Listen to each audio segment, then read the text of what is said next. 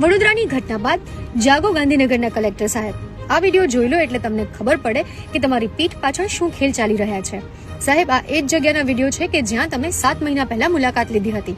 જી હા, અમે વાત કરી રહ્યા છીએ દહેગામ નરોડા હાઈવેની, જ્યાં રાયપુર પાસેનો બ્રિજ નર્મદા કેનાલના બ્રિજનો હિસ્સો તૂટી પડ્યો હતો.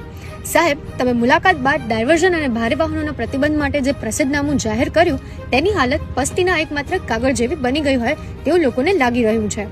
આ માર્ગ પરથી બિંદાસ ભારે વાહનો પસાર થઈ રહ્યા છે અને તમારી પોલીસ મુખ પ્રેક્ષક બની તમાશો જોઈ રહી છે કે પછી વડોદરા જેવી ઘટના બનવાની રાહ જોઈ રહ્યા છો.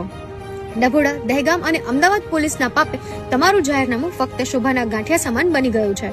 પોલીસને તમારા જાહેરનામાની અમલવારી કરવામાં કોઈ રસ નથી. તો કલેક્ટર મેહુલ દવે સાહેબ, તમે પણ જાહેરનામું પોતાની જવાબદારીમાંથી છટકી જવા પ્રસિદ્ધ કર્યું હોય તેવું લાગે છે. Bureau report, VU network, powered by Say Solar. Solar energy easy for you. તમારા ઘરે સોલાર સિસ્ટમ લગાવવા માટે આજે જ સંપર્ક કરો.